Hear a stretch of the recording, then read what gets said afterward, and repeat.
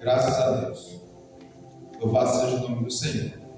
E diz assim: então começou ele a lançar em rosto as cidades, onde se operou maior parte dos seus prodígios, e não se haverem arrependido, dizendo: ai de ti, Corazim, ai de ti, Betsaida, porque se em Tiro e Sidom fossem feitos os prodígios que em vós se fizeram, há muitos que teriam se arrependido com pano de saco grosseiro com cinza. Por isso eu vos digo que haverá menos rigor para Tiro e Sidom no dia do juízo do que para vós. E tu, Cafarnaum, que te ergues até os céus, serás abatida até os infernos. Porque se for em Sidom tivesse sido feito os prodígios que em ti se operaram, teriam ela permanecido até hoje. Porém eu vos digo que haverá menos rigor para Sodoma no dia do juízo do que para ti. Amém? Pode assentar. Graças a Deus. Louvado seja o nome do Senhor. Irmãos, uma palavra bastante interessante, porque aqui vai falar sobre as 3 cidades impenitentes. E eu quero falar nessa noite sobre impenitência e penitência. Então, o nosso pastor leu aqui o texto de Isaías. Foi até uma confirmação, sobre esta palavra. Nós temos visto aqui no texto da palavra de Deus, Jesus. Nós vemos que Jesus nasceu. A Bíblia diz que ele nasceu em Belém e foi criado em Nazaré. E aqui em Cafarnaum, onde Jesus fez grandes milagres, os maiores milagres do seu ministério foram feitos neste lugar. Nós vemos aqui que ele está lançando em rosto essa palavra para as pessoas dessa cidade. Porque Jesus viveu 30 anos em Cafarnaum. Jesus fez os maiores prodígios, foi dentro dessa cidade. E nós vemos que Jesus agora, por ver que ele estava sofrendo uma rejeição do próprio povo da cidade, de onde ele crescera e de onde ele fez grandes maravilhas. E Jesus vai dar uma palavra que para os nossos dias é escândalo, porque aqui é o Deus de amor que está falando, que é abater Cafarnaum até os infernos. Aqui é o Deus de amor que está dando uma palavra de sentença para esta cidade de Cafarnaum. Aqui é o Deus de amor que está falando para Corazim e para Betsaida, que ele traria juízo sobre eles. E ele vai dizendo: ai de ti, Corazim, ai de ti, Betsaida, porque se em Tiro e Sidom tivessem sido feitos os prodígios que em vós foram feitos, elas teriam permanecido até o dia de hoje. E nós temos visto aqui, irmãos, que quando nós olhamos essa palavra, porque Jesus falou que se Tiro e Sidom tivessem sido feitos grandes prodígios, elas teriam permanecido. Porque nós vamos ver, irmão, que Tiro e Sidom foi uma cidade fundada pelos fenícios, na costa de Canaã, no 3º milênio antes de Cristo. E nós vemos que essa cidade foi uma cidade completamente pagã. E a Bíblia diz, no livro do profeta Isaías, no capítulo 23, que Deus deu uma palavra, uma profecia de sentença contra a cidade de Tiro e Sidom. E nós vemos que essa profecia, porque Tiro e Sidom foram muito saqueadas pelos babilônicos, pelos assírios, foi muito saqueada pelos egípcios, mas essa profecia ia se cumprir no tempo do grande Alexandre, quando ele veio devastando toda a terra. E a Bíblia diz que ele destruiu Tiro e Sidom. E se você for olhar hoje na história, só existem algumas ruínas de Tiro e Sidom, não existe mais.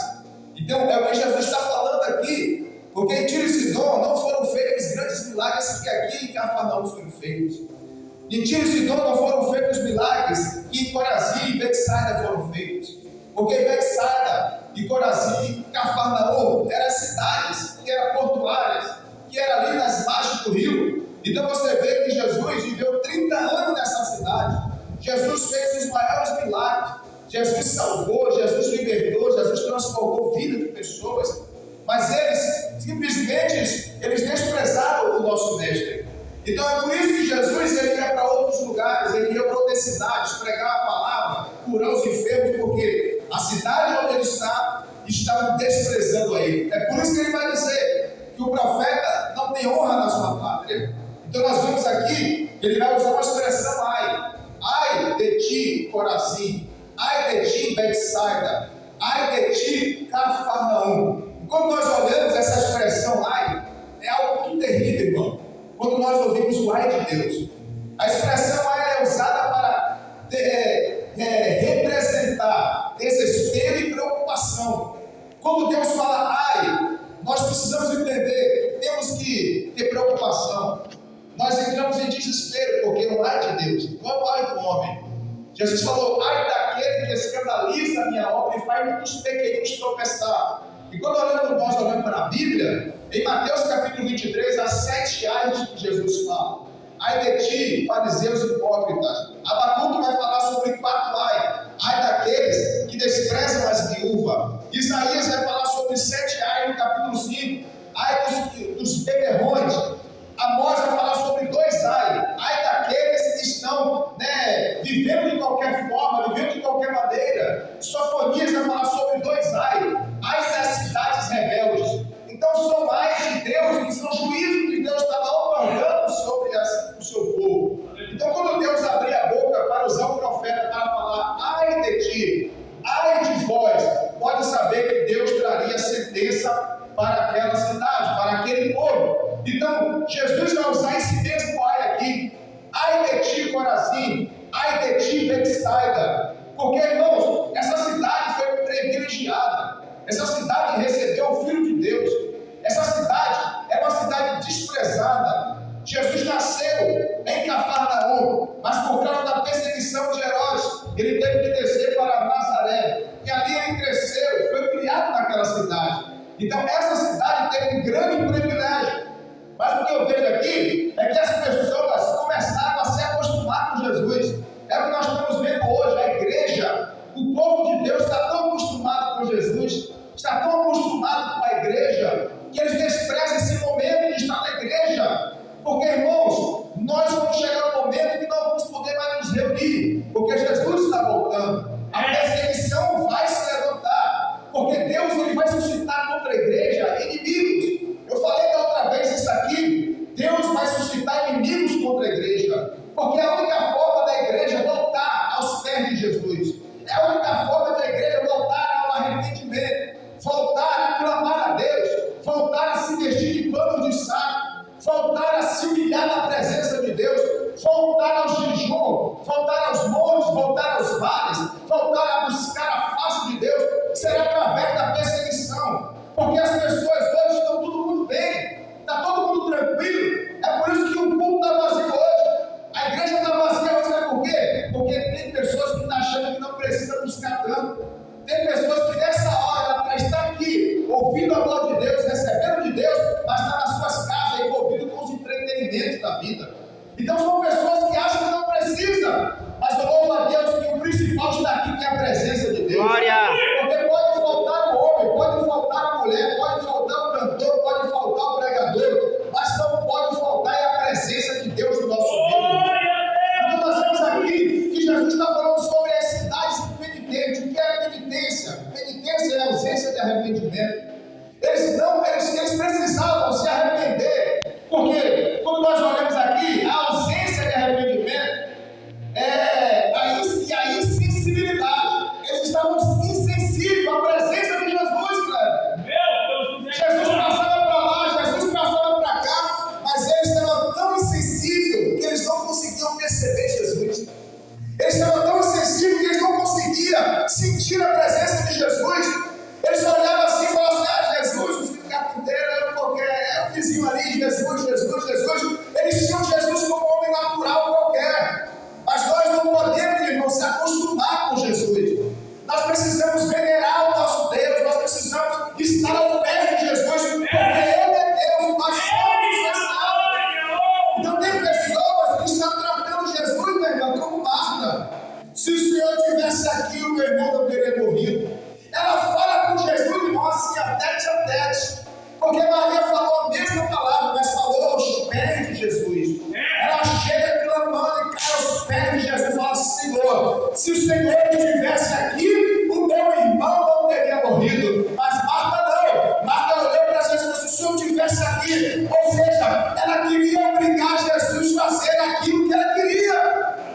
E Jesus não faz nada no nosso tempo, irmão. Porque Marta queria que Jesus chegasse lá na hora que ela mandou chamar. Mas Jesus falou, não, eu vou agora. Ficou mais 2 dias no local. E quando ele vai, ela encontra ele no caminho e começa a repreender o mestre. Irmão, quem somos nós para colocar Deus na parede? Porque Deus tem que fazer. Porque se Deus não fazer, eu não venho para a igreja. Porque se Deus não fazer, eu não vou adorar. Eu não venho para a igreja também. Eu não vou orar. Irmão, quem perde é nós, irmão. Aí nós vamos ver aqui, como nós vamos falar de impenitência, irmão. Impenitência é ausência de arrependimento. Triste é quando o crente ele sente essa ausência do arrependimento. Pessoas que erram, que pecam diante de Deus e não tem mais essa sensibilidade de se sentir que o Espírito Santo se ausentou e se arrepender diante do Senhor. Triste é, irmãos, porque hoje nós estamos vivendo um tempo de frieza espiritual, onde muitos cristãos já perderam a presença de Deus e estão acostumados com isso. Como disse o Elorim, as pessoas estão acostumadas, as pessoas estão conformadas em viver uma vida medíocre, rasa, vazia, sem a presença de Deus. As pessoas não oram, não jejuam, não leem a Bíblia, não buscam. Aí vem para a igreja, senta no banco e fica esperando da mulher do pastor. Irmão, nós temos que mudar isso. Nós precisamos, cada um ter a sua intimidade com Deus. E nós vemos aqui a ausência de arrependimento. E quando nós olhamos para a Bíblia, nós vamos ver em Levítico capítulo 10, versículo 1 e 2, que Nadab e Abiú, eles não se arrependeram. Sabe por quê? Porque a Bíblia diz que eles foram oferecer incenso e oferecer o fogo estranho diante do Senhor.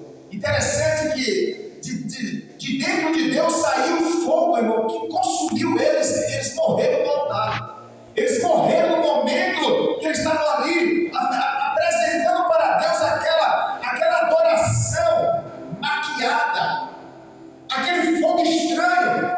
Interessante, sabe o que é, pastor Cléber? Que a Bíblia diz em Êxodo capítulo 24, versículo 1 ao 11, que eles viram a glória de Deus.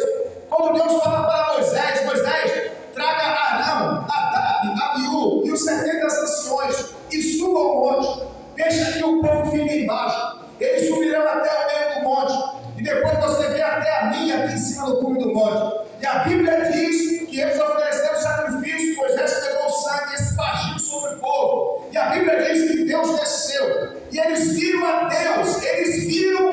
Deus. E eles viram que debaixo dos seus pés era como pedra, era obra de jaspe, de safira, de pedra de safira. E como um dia o seu esplendor. Eles viram a face de Deus, eles viram a glória de Deus.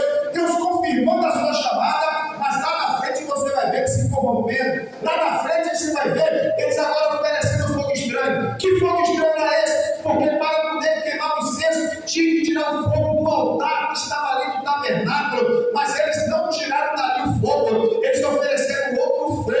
E por isso que Deus o fiminou diante do altar. Você vê muitos crentes mortos na igreja. Sabe por quê? Outra hora falava língua estranha. Outra hora pessoas que eram batizadas com o Espírito Santo. Outra hora eram pessoas que eles aqui operavam, falavam, faziam a obra de Deus. Mas hoje estão mortos. Sabe por quê? Porque estão apresentando para Deus fogo estranho. Chega na igreja, canta. Chega na igreja, profetiza. Mas não tem compromisso com Deus. Não tem vida no altar. Meu irmão, essas pessoas estão morrendo diante da presença de Deus. E não adianta chegar aqui e maquiar, não adianta disfarçar, não adianta esconder. Eu estou falando tanto para a igreja local, mas para muitas pessoas que vão me ouvir através dessa mensagem, porque tem muita gente entregando fogo estranho para Deus e Deus não aceita isso. Porque a gente pode enganar o pastor, a gente pode enganar a nossa esposa, a mulher pode enganar o seu marido, pode enganar a dirigente do ciclo de oração, mas aí dá prazer, aquele que pode enganar o nosso Deus. Os olhos de Deus estão como chama de fogo sobre nós. Aleluia! E Ele sabe os nossos passos, Ele conhece a nossa vida. Não adianta se esconder, não adianta. Deus está vendo os nossos passos, Ele é como uma sombra. Aonde nós vamos, Ele está ao nosso lado. Ele está vendo o que nós estamos falando, aonde nós estamos olhando, o que nós estamos pensando, o que nós estamos preferindo na nossa câmera de dormir, nos nossos orgulhos, as nossas contendas. A meu amado está vendo tudo isso. Então não tem como esconder da face de Deus. E depois nós chegamos aqui, metendo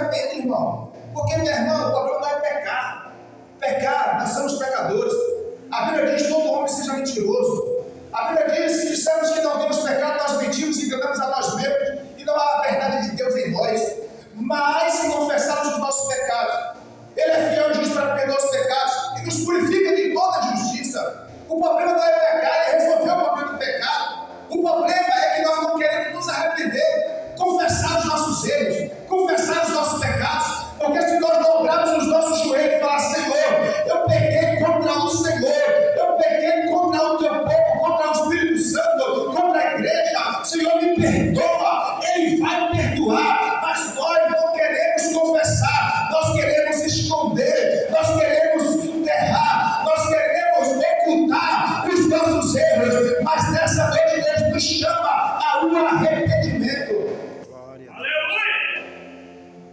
Porque o diabo quer o quê? Que ninguém confesse mesmo para ficar uma igreja pesada, uma igreja cheia de pecado, uma igreja cheia de obras ocultas, malignas. Mas Deus sempre vai usar o sacerdote, Deus sempre vai usar a palavra para poder confrontar os nossos erros e revelar os nossos pecados, porque Deus não deixa nada escondido, porque aonde tem profeta, não tem pecado oculto, porque Deus revela, meu irmão. Não adianta, onde tem profeta, onde tem palavra, pecado não fica escondido. Deus sacode o tapete e mostra os erros, e confronta, e constrange para haver arrependimento. Quando nós olhamos para a Bíblia, 1 Samuel capítulo 2, versículo 17 em diante, eu vi a história de dois jovens, dois moços, dois sacerdotes, pessoas que foram escolhidas por Deus para o ofício sacerdotal. Você vai ver os dois filhos de Eli, que foram levantados por Deus para levar o povo a adorar a Deus. Mas sabe o que a Bíblia está dizendo acerca desses moços? A Bíblia diz que eles estavam roubando o sacrifício que era para Deus. As pessoas vinham e traziam carne, traziam gordura para oferecer a Deus, para queimar no altar. A Bíblia diz que eles tomavam para si do melhor. E a Bíblia diz que as pessoas chegavam, eles falavam assim: me dá agora o sacrifício, senão toma força. E enfiava o garfo na carne e pegava a carne para si. Isso estava sendo abominável diante de Deus. E a Bíblia diz, irmãos, que ele levava as mulheres em bandos para dentro da tenda da congregação para se relacionar com elas. Porque havia o ofício das mulheres que fazia esse ofício na porta da congregação. Mas eles estavam se relacionando com essas mulheres. Homens, sacerdotes, irmãos, estavam se relacionando com mulheres. As pessoas estavam adulterando, traídos dentro da casa de Deus, irmãos. E está diferente hoje? Não está diferente hoje, irmãos. Nós temos visto hoje muita coisa dentro da igreja. Tem muita coisa oculta, escondida dentro da igreja. Mas é por isso que Deus vai enviar o avivamento, para poder fazer o quê? O avivamento não é para as pessoas sapatearem. Avivamento não é para as pessoas rodopiarem. Avivamento não é para as pessoas saírem como havíamos de uma igreja. Avivamento é para trazer arrependimento aos corações. Porque se nós olharmos a história, Jerônimo Savonarola, século XV, o homem que Deus levantou, e ele pregou de uma forma tão grande, tão trepidez, que a história diz que as pessoas ouviram a mensagem desse homem, que ele era o precursor da grande reforma.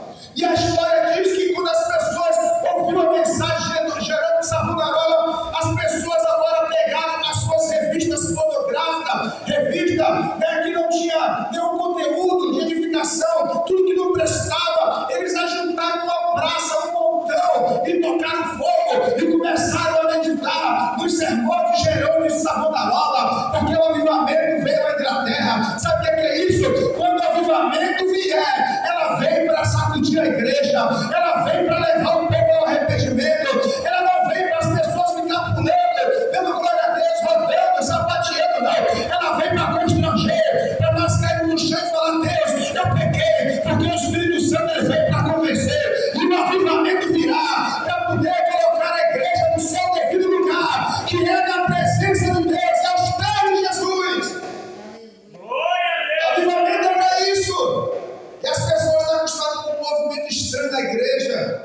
Eles querem movimento, eles não querem avivamento, eles não querem profetas, eles não querem palavra, eles querem entretenimento, eles querem show gospel. Eles não querem palavra, porque a palavra vai revelar as podridões, a palavra vai revelar a carniça que há dentro das igrejas, em muitos altares. A palavra vai, é por isso que eles não querem o avivamento da palavra, eles querem movimento, o movimento que maqueia movimento que massageia aéreo de pessoas.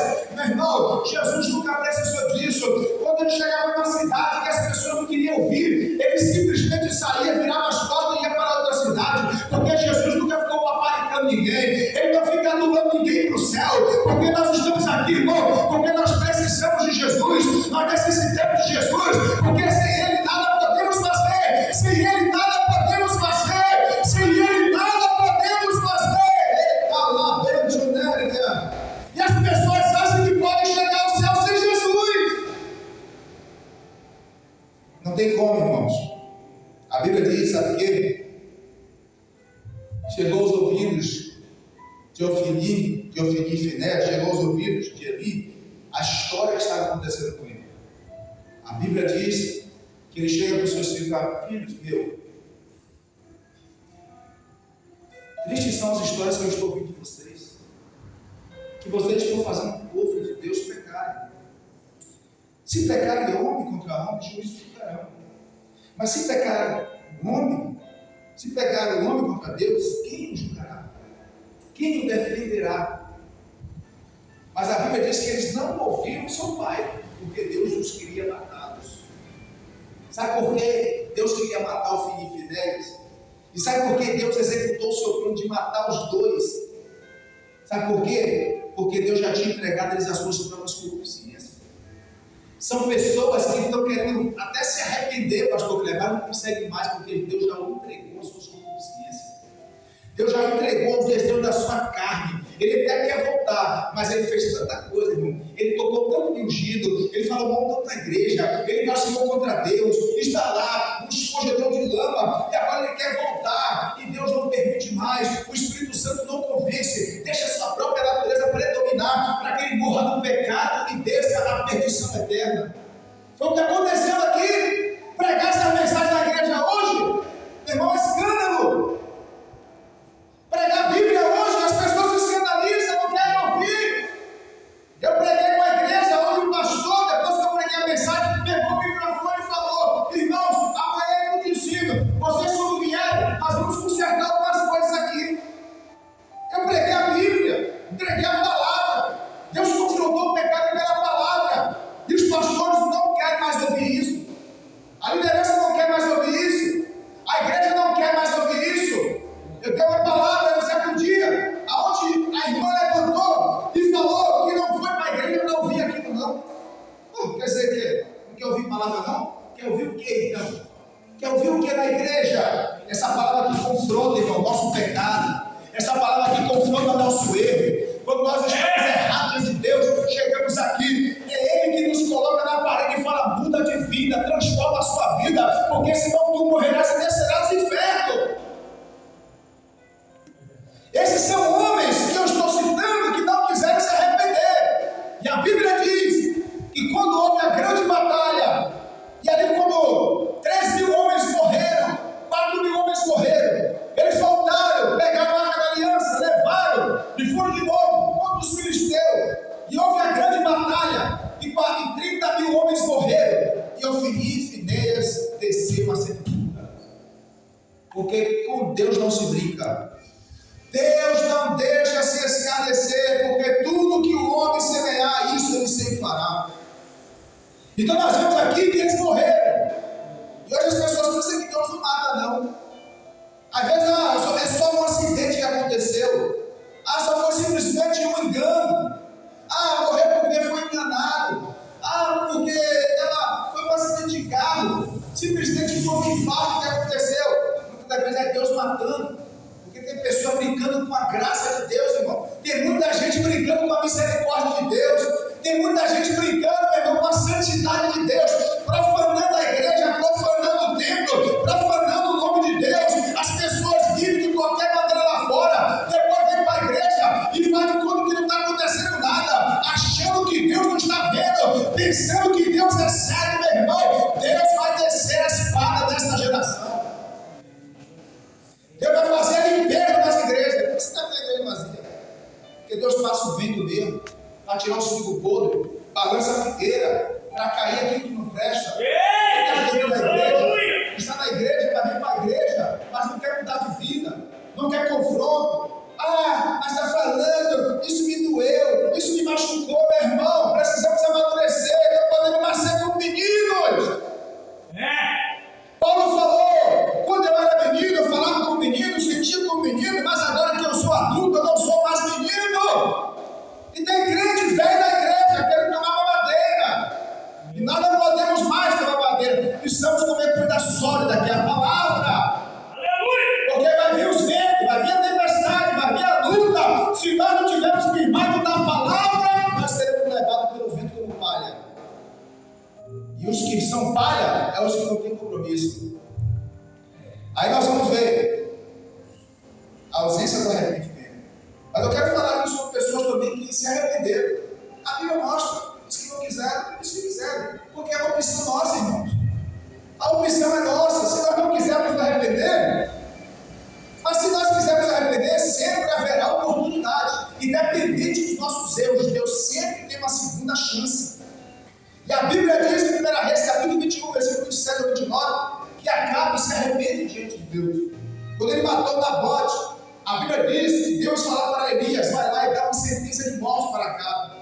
E quando Elias chega lá e dá uma sentença de morte para Acabe, a Bíblia diz que Acabe logo vai se arrepender. Acabe, ele sai da presença de Elias, veste roupa de saco, e fica de dia e de noite, chorando, derramando as suas lágrimas diante de Deus, arrependido pelo pecado que ele cometeu, porque ele foi influenciado pela maligna da Jezabel.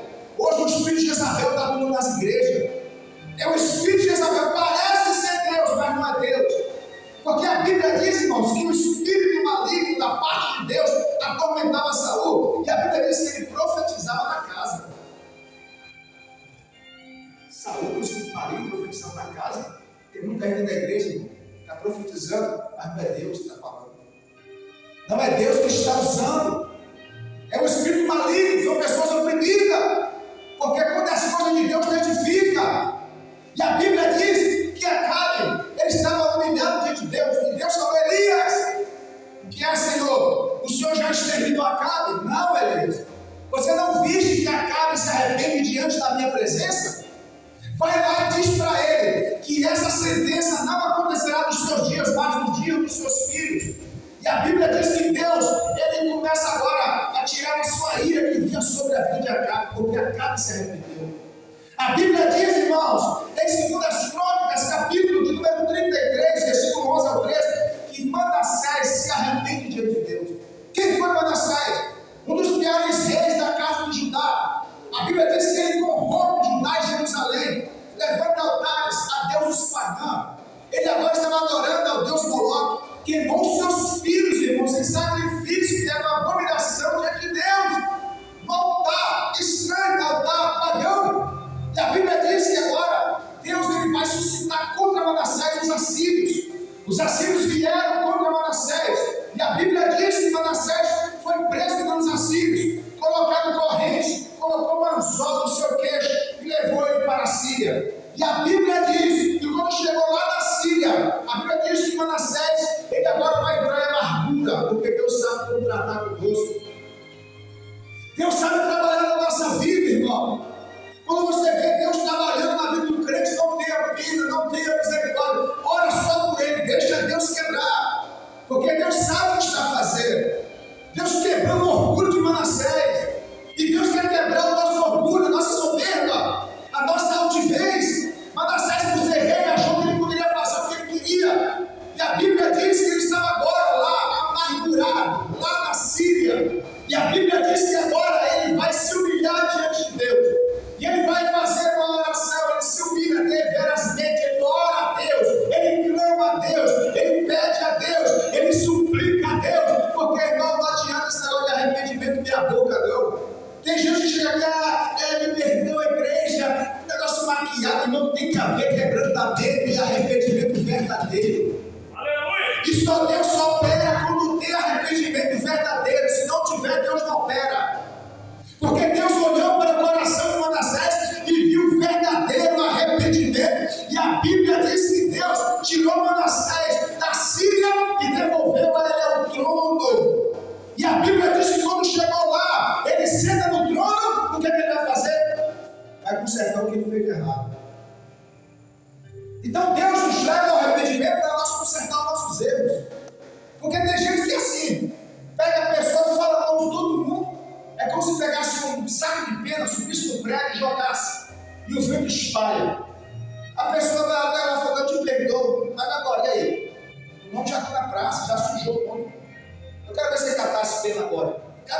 quer ver. Cada pena. Eu quero ver agora você, de porta em porta, para falar que aquilo que você falou não é verdade da pessoa. Eu quero ver você fazer isso. Então, irmãos, nós precisamos consertar a nossa vida. Manassés começou a quebrar os altares. Manassés começou a tirar os deuses pagãos de dentro da casa de Israel. Porque o seu pai, ele tinha feito uma reforma dentro da casa de Deus. E ele tinha feito tudo aquilo que o seu pai fizera. Então Manassés volta para consertar os erros. E tem coisas que nós já praticamos que Deus quer que nós vamos consertar, irmão. Nós já se arrependemos, agora ele perdeu o perdão, Deus perdoou, mas já precisa consertar. Você precisa ir lá pedir perdão ao seu vizinho. Você precisa ir lá pedir perdão à sua mulher. Você precisa pedir perdão ao seu marido. Porque muitas vezes o casal está em casa, não quebra a pauta nada. Aí chega lá perto da igreja, agora vamos fingir casal perfeito.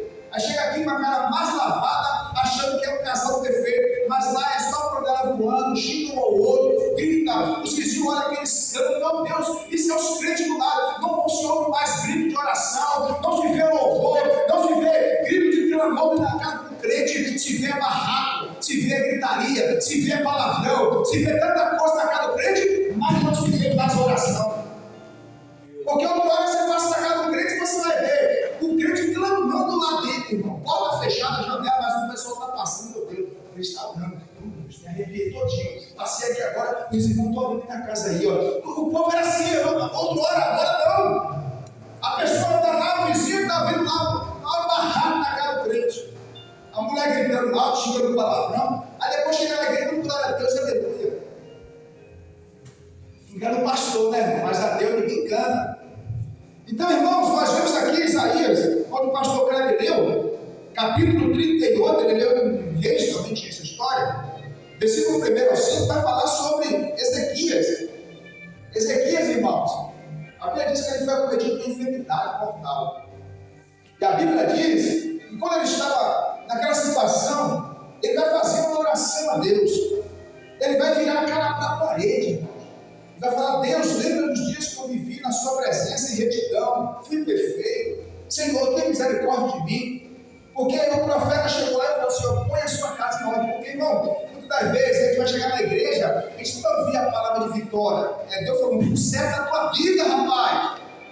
Porque se Deus, irmão, não quisesse mais nada conosco, ele nem falava, deixava a gente merecer o nosso direito de pecado. Mas quando ele vê que nós estamos desviando, veredando para um caminho de perdição, ele vem nos dar um choque e fala: conserta a tua vida, põe a tua vida em ordem, porque senão você vai morrer. E a Bíblia diz que ele virou a cara para a parede. Sabe o que é isso? Cara para a parede é você e Deus, é solidão. Ninguém está ali para você pedir uma oração. É só você e Deus. Aonde você tem que expurgar a sua miséria diante de Deus. Porque diante de Deus não tem como a gente ficar disfarçando. Diante de Deus não tem como a gente ficar falando: Senhor, é mais ou menos. Não. Diante de Deus nós temos que abrir o coração, rasgar a nossa alma e falar: Senhor, eu errei, eu pequei, eu fiz e aconteci. Porque na Santa Ceia tem muita gente que vem na frente e vai de perdão maquiado. Mas diante de Deus, Senhor, foi assim, Deus, o quê? Porque Deus conhece as nossas entranhas, irmãos. Não tem como fugir. A Bíblia diz que antes de nós falarmos uma palavra, Deus já sabe o que vai sair da nossa boca. Então, como fugir da onisciência desse Deus? Não tem como. O que Deus quer é arrependimento, é confissão de pecado. Gênesis capítulo número 4, versículo 13 ao 17, vai falar sobre Caim. A Bíblia diz que Caim, ele teve no seu coração uma inveja de matar o seu irmão. Porque Caim foi agricultor, mas o seu irmão Abel, ele foi pastor de ovelha. E ele ofereceu sacrifício e foi aceito diante de Deus. Mas Caim ofereceu o fruto da terra e Deus não aceitou.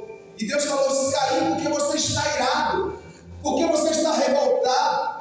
Caim, cuidado, o pecado já está porta. Irmão, Deus avisou, Deus falou. E quantas vezes Deus fala conosco, Deus fala com o crente: cuidado, deixa as más conversações, sai da cara dessa pessoa que não tem de Deus para te oferecer. Aí fica lá numa fofocada danada, aí fica lá falando de um, falando de outro, aí fica lá batendo papo, jogando peça fora. Aí Deus fala: sai daí, sai de junto, se aparta. E Deus falou: Caim, cuidado, eu estou te avisando, o pecado já está à porta do seu coração. Se você aceitar, você vai cair em condenação, Caim. Caim, tenha cuidado, Caim. Não faça, não execute aquilo que está no seu coração. A Bíblia diz que ele não se importou com o que Deus falou, com aquilo que Deus falou, e é diferente hoje. Deus fala, Deus fala, Deus fala. Tem gente que sai da igreja com um xoxo.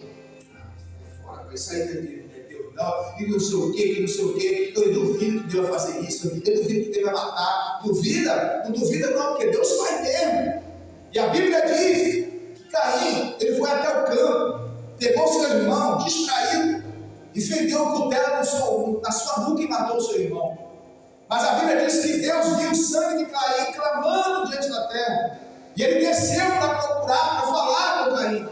Caim, cadê o seu irmão Abel? Porventura eu sou guardador do meu irmão? Ainda foi soberbo ainda, arrogante em querer responder Deus dessa forma. Aí Deus dá como? Caim, agora você será errante na terra, você será perseguido. Aí a Bíblia diz, interessante que a Bíblia diz, irmãos, que nesse diálogo de Caim e Deus, Caim vai abrir o coração e falar assim: Senhor, será que o meu pecado é maior do que as tuas misericórdias? Caim se arrependendo, Caim, ele se voltando para Deus. A Bíblia diz que Deus vai dar uma palavra e vai lançar sobre Caim um sinal, e vai dizer: aquele que matar Caim será julgado 7 vezes mais, eu vingarei 7 vezes mais quem tocar em Caim, porque Caim se arrepende. Caim recebeu a marca de Deus, a marca que estava mostrando para todos que viessem a ver Caim, que não poderia mais tocar nele, porque houve o arrependimento. Porque quando tem arrependimento, nós ficamos marcados. Nós ficamos marcados. Se você vê um crente na igreja todo arrogante, todo soberbo, cara feio, empurrada, crente carrancudo, rabugento, não recebeu a marca da misericórdia.